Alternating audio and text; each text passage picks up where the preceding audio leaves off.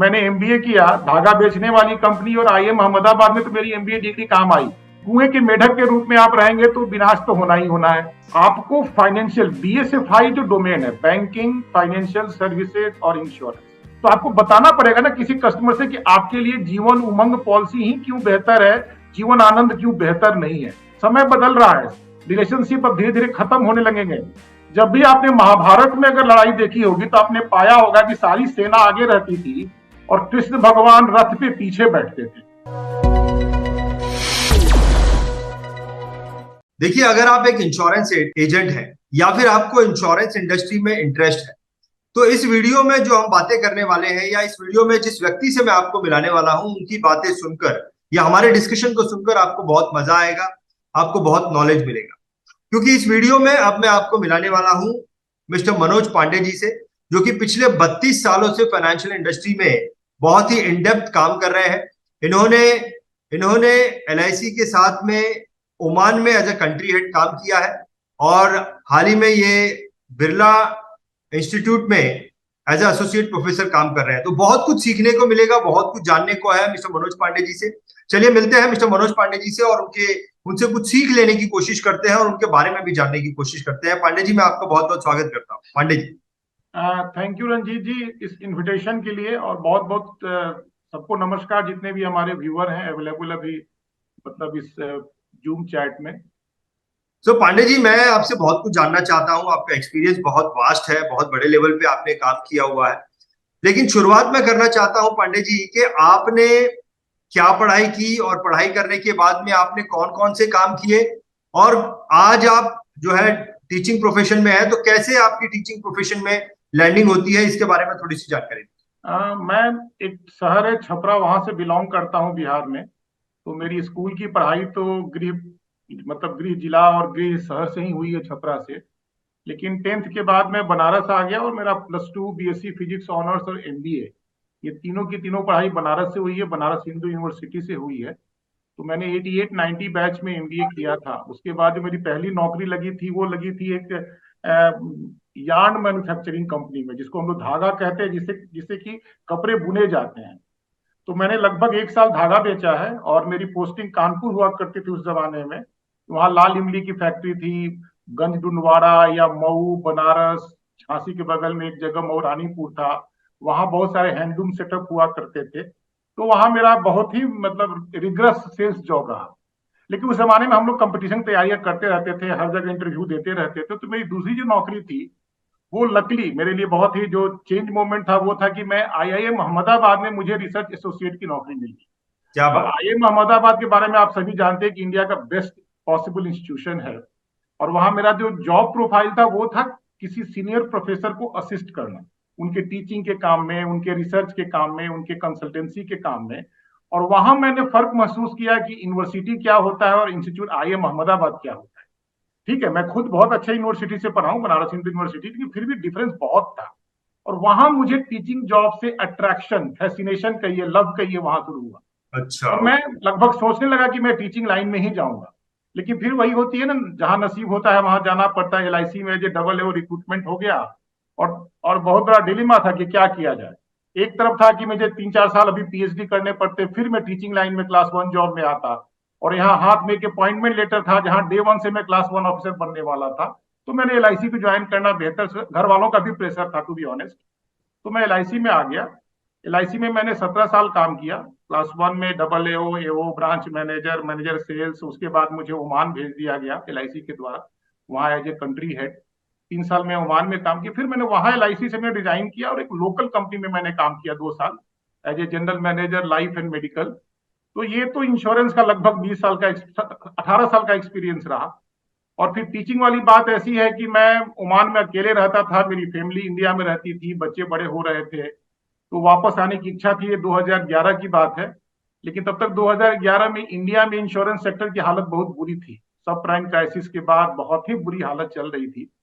तो private sector में job वो मिलने की उम्मीद नहीं थी। लेकिन मुझे मालूम था कि बिमटेक एक ऐसा इंस्टीट्यूट है दिल्ली में, मेरी फैमिली दिल्ली में ही थी, जहाँ की एमबीए इंश्योरेंस की पढ़ाई होती। तो मेरा एमबीए था, एसोसिएट का डिग्री भी था।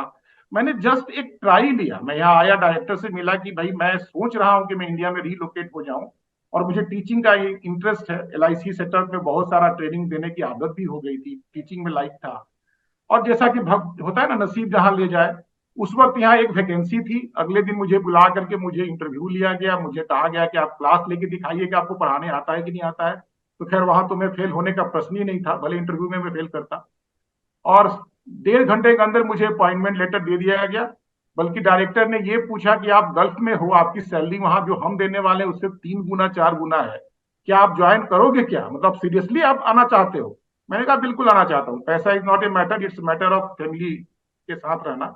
And that is how I landed in greater Noida in Birla institute of management technology. यहाँ 20 साल से इंश्योरेंस में MBA का कोर्स चल रहा है। बहुत लोगों को शायद ये नहीं मालूम होगा। और आज तो हमारे जो स्टूडेंट है जो शुरू में पास आउट किया, अब तो वो नेशनल रोल में आने लगे हैं, CXO लेवल तक पहुंचने लगे हैं। मैं पिछले 10 सालों से मैं बिमटेक से हूँ, मैं MBA इंश्योरेंस पढ़ाता हूँ। और तत्काल में जो हमारे इंस्टीट्यूट का जो मैनेजमेंट डेवलपमेंट सेंटर है, MDP, जिसको जहाँ ट्रेनिंग दी जाती है कॉर्पोरेट एग्जीक्यूटिव को, मैं उसका चेयरपर्सन हूँ। तो मेरा वो एक एडमिनिस्ट्रेटिव रोल है जहाँ की मैं ट्रेनिंग में, कॉर्पोरेट ट्रेनिंग में भी मैं इन्वॉल्व हूँ। तो this is the nutshell of my journey from insurance to academy. बहुत बढ़िया, बहुत बढ़िया। सो पांडे जी, आपने धागे को बेचने से शुरुआत की और प्रकृति ने भी ऐसा धागा पिरोया कि आप बिहार से निकलकर अहमदाबाद, अहमदाबाद से ओमान होते हुए आज हमारे सामने बैठे हैं। बहुत अच्छा लग रहा है आपसे बातें करने में। सो पांडे जी, आपका ये जो एकेडमिक नॉलेज जो रहा है इतने सालों का, उसके एक्सपीरियंस से क्या आप मुझे बताएंगे कि जनरली हमारी जो ऑडियंस है वो इंश्योरेंस एडवाइजर है, फाइनेंशियल एडवाइजर है और प्रैक्टिकल काम करती है, और प्रैक्टिकल से बड़ा एक्सपीरियंस या नॉलेज और कहाँ मिल सकता है। इस बात को समझते हुए, क्योंकि आप एकेडमिक में हैं, तो क्या आप हमें समझाएंगे कि बुकिश नॉलेज का कितना इंपॉर्टेंट है कंपेयर टू मैं डायरेक्ट मार्केट में जाऊं और वहां से मुझे जो हार्ड कोर नॉलेज मिल रहा है उसमें। तो क्या ऐसे व्यक्ति को बुकिश नॉलेज लेने की जरूरत है या नहीं है, इसके बारे में थोड़ी सी रोशनी डालें। मैं आपके इस क्वेश्चन के फ्रेमिंग से थोड़ा सहमति नहीं रखता हूं, क्योंकि नॉलेज तो नॉलेज होता है, वो बुक से आए या अदर वो प्रैक्टिकल नॉलेज से आए। टू बी ऑनेस्ट, जो हम जिस लाइन में है इसको सोशल साइंस में ही माना जाता है, मैनेजमेंट को, PSFI सेक्टर। साइंस अलग होता है। देखिए, साइंस में डिस्कवर, साइंस में इन्वेंशन होता है, आविष्कार होता है, हम कोई नई चीज बनाते हैं। जबकि सोशल साइंस में या तो डिस्कवरी कही जाती है या इनोवेशन कहा जाता है। जो चीज समाज में हो रही है उसी को हम पढ़ते हैं, समझते हैं और उसको एक नए प्रिंसिपल के रूप में, एक नए रूल के रूप में लागू करते हैं। तो वो हो जाता है थ्योरी। तो प्लीज आप समझिए कि बुक में जो भी चीजें लिखी गई हैं वो कोई हवा हवाई चीजें नहीं है। वो जिंदगी के प्रैक्टिकल एक्सपीरियंस को समराइज करके एक सही ढंग से प्रस्तुत किया जाता है। अब स्थिति ये है कि चॉइस आपका है कि आप 10 साल रोड पे धक्का खा करके कोई चीज सीखो, या बुक से जो पहले के लोगों ने धक्का खा करके जो बताया है उसको 1 साल में, 6 महीने में सीख करके और फिर उसके ऊपर आप अपने आप को इंप्रूव करें। देखिए, बुक जो भी लिखा गया है वो पास्ट के बेसिस पे लिखा गया है, समय बदलता रहता है। तो बुक में जो हम सीखते हैं वो हर चीज हमारे आज के लाइफ में अप्लीकेबल नहीं होगा, बदलता रहता है। तो बुक पढ़ने के बाद जीवन के थपेड़ों को लेते हुए आप उसमें कैसे एडजस्ट करते हैं, कैसे इंप्रूव करते हैं, कैसे अपने आप को एडजस्ट करते हैं, और वही बात आती है आपका एटीट्यूड और आपका स्किल सेट। तो ये देखिए, मैं आपको 2 छोटे एग्जाम्पल दूंगा। हमारे रामायण में आपने चित्र देखा होगा, जब भी आपने देखा होगा कि राम जी की सेना में राम लक्ष्मण आगे चलते थे और बंदर भालू सब लोग पीछे चलते थे। जब भी आपने महाभारत में अगर लड़ाई देखी होगी तो आपने पाया होगा कि सारी सेना आगे रहती थी और कृष्ण भगवान रथ पे पीछे बैठते थे। अब ये जिंदगी की हकीकत है जो हमारे महाभारत और रामायण से आ रही है। इसी चीज को जब आप मैनेजमेंट का एक बुक पढ़ेंगे तो उसको दूसरे ढंग से परिभाषित किया जाता है। और उसका लर्निंग ये है कि अगर आपके टीम में इनर्जेटिक लोग हैं लेकिन लेकिन नए हैं, जिनको अनुभव नहीं है, जैसे जैसे राम जी की सेना में इनर्जेटिक थे, बंदरों के पास बहुत एनर्जी होती है लेकिन उनको कंट्रोल करना पड़ता है। उस स्थिति में एक लीडर को लीडिंग फ्रॉम फ्रंट वाला काम करना पड़ता है, उसको आगे से बढ़ के लीड करना पड़ता है। जबकि अगर आपके टीम में एक्सपीरियंस लोग हैं, धुरंधर लोग हैं, तो फिर कृष्ण जी की तरह, जो कि खुद एक महानायक थे, आपको बैक बेंच पे बैठना पड़ता है और अपने सेना के सूरवीरों को केवल गाइड करना पड़ता है कि अपना तुम काम करो। अब ये प्रैक्टिकल लाइफ है, इसी को थ्योरी में कितने कम समय में बताया गया है, आप पढ़िए। आप अपना रोजगार शुरू करते हैं, 5 साल बाद आपको मालूम होगा कि कुछ लोग ऐसे होते हैं जिनको बार बार डांटना पड़ता है, समझाना पड़ता है। कुछ लोग ऐसे होते हैं जो बिल्कुल हिंट देने पे काम करते हैं। इसी को बुक में आपको मिलेगा मैनेजमेंट की थ्योरी, जिसको motivational theory X and Y बोलते हैं। तो थ्योरिटिकल चीजें जो बुक में लिखी वो थ्योरी बेकार नहीं है, वो सार गर्भित चीज है, उसको जल्दी पढ़ के जल्दी सीखिए। और फिर फील्ड में तो एक्सपीरियंस रोज ही मिलना है, रोज हम बहुत लोग कुछ ना कुछ सीखते हैं। बहुत सुंदर तरीके से आपने उत्तर दिया। लेकिन पांडे जी, एक चीज और भी है। इतने सालों से इंश्योरेंस एडवाइजर, जो फाइनेंशियल एडवाइजर हमारे साथ में जुड़े हैं, वो फील्ड वर्क कर रहे हैं, वो डायरेक्ट जॉब कर रहे हैं, काम कर रहे हैं। लेकिन ये पढ़ने की आदत जो है ना, अब छूट गई। तो ऐसी परिस्थिति में आप क्या सलाह दोगे, जब हमको पढ़ने की हैबिट ही नहीं है, हमको काम करने की हैबिट है, काम करके सीखने की हैबिट है, पढ़ने की हैबिट थोड़ी सी टूट गई है, तो क्या सलाह दोगे आप? नहीं, काम करते वक्त तो हम रोज सीखते हैं। इतने 20 साल, मतलब 30 साल से इंश्योरेंस का अनुभव होने के बाद भी जब मैं क्लास में जाता हूँ और कोई लड़का जो बिल्कुल रॉ है, हमारा ग्रेजुएट करके एमबीए करने आया है, कभी कभी वो ऐसे इनोसेंट क्वेश्चन पूछ देते हैं जिसका कि जवाब मेरे पास भी नहीं होता है, और फिर मैं बड़े बड़े लोगों से पूछता हूँ, उनके पास भी जवाब नहीं होता। तो सीखना तो रोज है, हर क्लाइंट से कुछ ना कुछ सीखने को मिलता है, ये मेरे सारे अभिकर्ता इस बात से सहमत होंगे। कुछ ना कुछ रोज सीखते हैं। रही बात अब पढ़ाई लिखाई की, तो जो चीज आपके डोमेन से रिलेटेड है, अगर आप इंश्योरेंस के एडवाइजर हैं, तो प्लीज समझिए कि आपको केवल इंश्योरेंस से कंपटीशन नहीं आ रहा है। अगर आप एलआईसी कभी करता है तो आपको केवल बिरला सन लाइफ या आईसीआईसीआई प्रूडेंशियल से कंपटीशन नहीं है। आपको म्यूचुअल फंड से भी कंपटीशन है, आपको रियल एस्टेट से भी कंपटीशन है, आपको गोल्ड बॉन्ड से भी कंपटीशन है।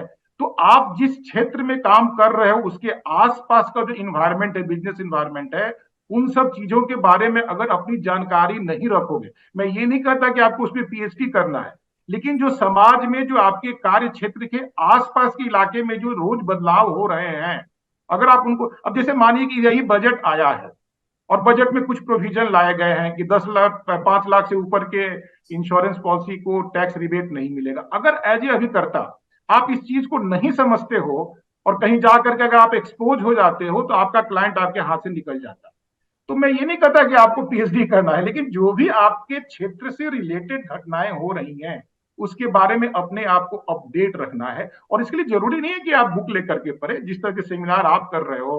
अब मानिए जो आप अप्रैल में सेमिनार कर रहे हो, ऐसी ही बातें चीज हुई ना। आप करेक्ट। हमारे जैसे इंस्टीट्यूट में ट्रेनिंग होती रहती है, कहीं भी ट्रेनिंग होती है। इंस्टीट्यूट ऑफ एक्सेलेंस को मैं जानता हूँ पिछले 15 सालों से, जोशी जी का जो ग्रुप है वहां वो लोग ट्रेनिंग देते हैं। तो जहां नॉलेजेबल लोग इकट्ठा हो रहे हैं वहां जाइए, उनसे सीखिए, रोज पेपर पढ़िए, अपने क्षेत्र के रिलेटेड जो मैगजीन्स हैं, जर्नल्स हैं, जैसे इंश्योरेंस टाइम्स एक जर्नल आता है उसके बारे में पढ़िए, उसमें दूसरे प्रोडक्ट के बारे में जानकारी होती है। मेरा सिर्फ ये कहना है कि कुएं के मेढक के रूप में आप रहेंगे तो विनाश तो होना ही होना है। सॉरी, मैं थोड़ा सा हार्ड वर्ड यूज कर रहा हूं, मतलब खतरा तो जरूर है।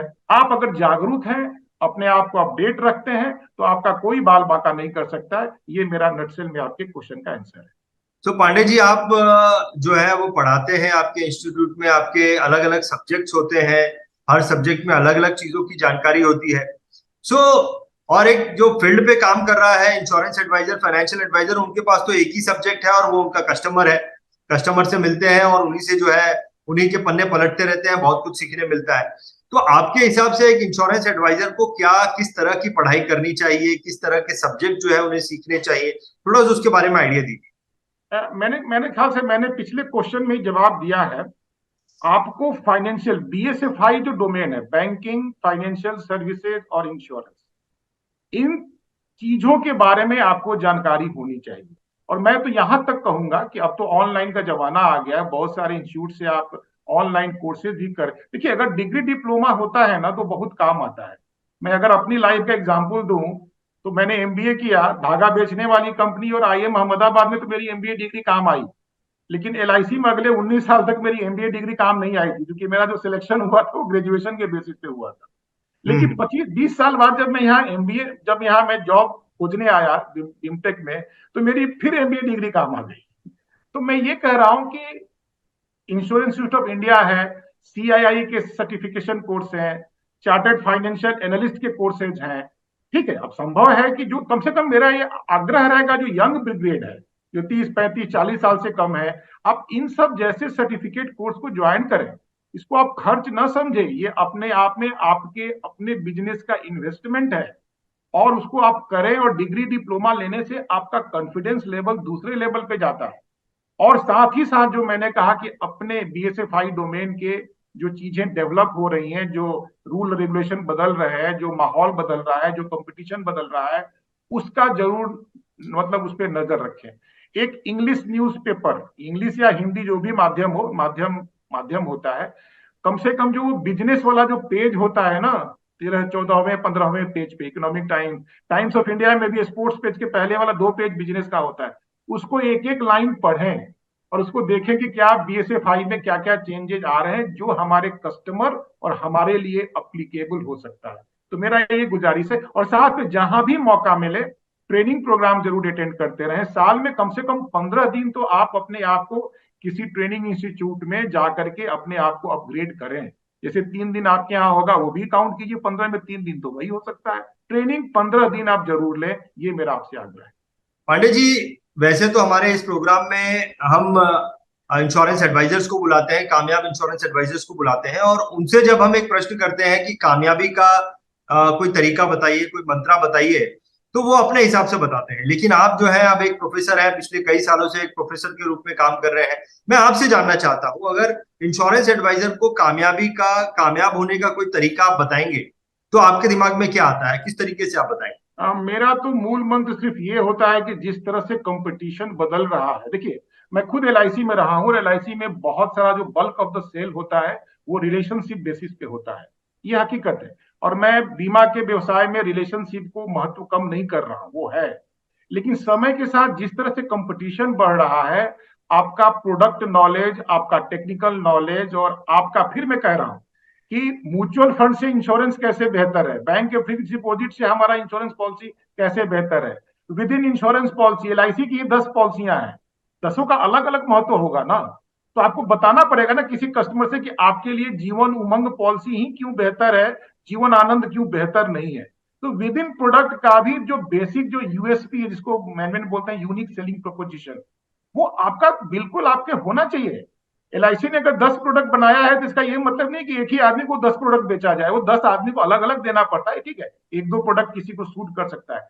तो कस्टमर के प्रोफाइल, उसकी फाइनेंशियल नीड, उसका जो बैकग्राउंड है वो देखते हुए आप किस तरह के प्रोडक्ट को आप ऑफर कर रहे हो ये माने रखता है। तो मेरे ख्याल से आपका टेक्निकल नॉलेज, आपका टैक्सेशन के बारे में नॉलेज, आपके अपने इमीडिएट कंपिटिटर्स के जो प्रोडक्ट है, म्यूचुअल फंड, फिक्स डिपॉजिट, उसका नॉलेज, कस्टमर का नॉलेज, ये 3 4 चीजें ऐसी हैं जो हमेशा आपको अपने आप को अपडेट रखना पड़ेगा।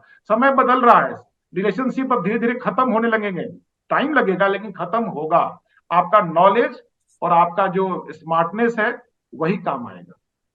पांडे जी, आप जो पढ़ाते हैं, आपके इंस्टीट्यूट में जो पढ़ाते हैं, वो 1 साल का करिकुलम होता है। वो किताबें नहीं, जो है हमारे पूरे यहाँ दो साल। साल वाला कोर्स है, एमबीए 2 ईयर हाँ, का हो। दो साल का आपका करिकुलम होता है। धीरे धीरे धीरे धीरे हर रोज कुछ ना कुछ थोड़ा थोड़ा पढ़ाते हुए आप 2 साल में जो है वो नॉलेज जो उनको देते हैं। अगर मैं आपको बोलूं वो नॉलेज का सार जो है, आप हमको 30 सेकंड में कुछ दे दीजिए, तो क्या बोलेंगे आप? सार बस यही है कि अपने आप को दुनिया से जोड़े रखिए। कंपटीटर्स, देखिए कंपटीटर से एनालिसिस सबसे इंपॉर्टेंट चीज होती है। एक मैनेजमेंट में थ्योरी है, पोर्टर्स 5 फोर्स थ्योरी। कोई ऑर्गेनाइजेशन हो, कोई कंट्री हो, कोई इंडिविजुअल हो, उसको 5 चीजों पे बहुत ही ध्यान देना पड़ता है। पहले तो ये देखिए कि आपके कंपटीटर क्या कर रहे हैं, आपका अपना स्ट्रेंथ क्या है, आपका अपना वीकनेस क्या है, और आप अपने आप को कैसे कंपटीशन से आगे रख पा रहे हो। अगर ये 3 4 चीजें आप कर लेते हैं, जो कि आसान काम नहीं है, 30 सेकंड में लेक्चर देना, बोल देना बहुत आसान काम है, इसको करने में सालों लग जाएंगे, तो आप अपने कंपटीटर से आगे रहोगे। थोड़ा सा हंसने वाला कहानी ही है कि 2 दोस्त जंगल में जा रहे थे, तो शेर की दहाड़ उन्होंने सुन ली। अब दोनों को तो भागना था, एक दोस्त ने तुरंत भागना शुरू कर दिया, एक ने बोला रुको जरा मैं जूता पहन लेता हूँ, जूता पहन के दौड़ने लगा। तो दूसरे दोस्त ने कहा कि तुमने जूता क्यों पहना? बोला कि देख मुझे कोई 100 मीटर का वर्ल्ड रिकॉर्ड नहीं बनाना है, मुझे तुमसे सिर्फ एक कदम आगे रखना है, क्योंकि अगर शेर आएगा तो जो पीछे रहेगा उसको पकड़ेगा, मैं तो बच जाऊंगा। वही हालत है, कंपटीशन तो बहुत टफ है। तो आप अपने कंपटीटर से, कंपटीटर का मतलब मेरा दुश्मनों से नहीं है, कंपटीटर आपकी दोस्ती है, उनसे आप एक कदम आगे कैसे हो इस दुनिया में, that will distinguish you as a successful person vis someone who is not that successful. Competition है, आज कोई टॉपर है, कल कोई टॉपर होगा। एक प्रश्न और पूछना चाहूंगा पांडे जी जाते जाते। एक तो मैं देख रहा हूं कि आपके पीछे, मुझे पता है कि आपका पूरा बिरला इंस्टीट्यूट है, वो आपके पीछे जो इमेज हाँ बनाई है आपने वो आपका बिरला इंस्टीट्यूट है।